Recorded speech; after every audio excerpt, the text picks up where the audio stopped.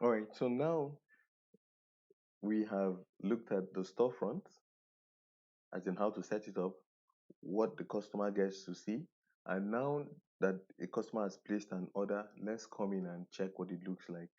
From the dashboard, you can see here that there's a quotation.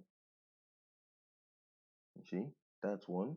That means at the point the customer created that order on the storefront, a quotation was raised because the customer selected payment on delivery option.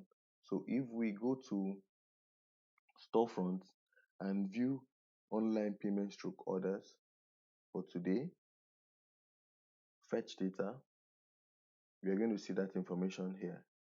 But you don't need to click on this too. So what you can do is to go to quotation. You can change the label to orders. Then view. Let me close this. Fetch data. This is that particular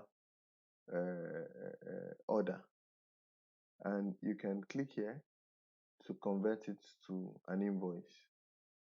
Let's assume the customer, you've confirmed that the customer has actually paid and all of that.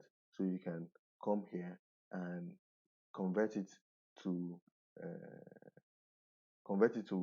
an invoice, enter the amount that the customer paid,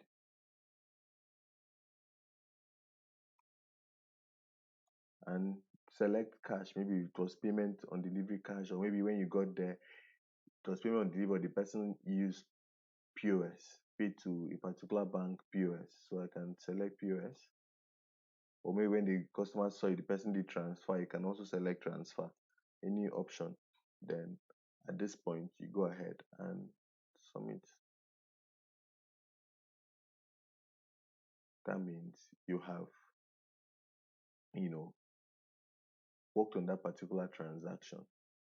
But if the customer paid with card on your website, and as on the storefront, and it was successful, all this viewing the quotation, converting it to an invoice, and entering the amount the customer paid us to generate, so that system can generate an associated payment receipt for that transaction. All that will be done automatically. We only had to do this because of the fact that the customer selected payment on delivery, and you will still need to do the same thing if the customer selected a bank transfer option.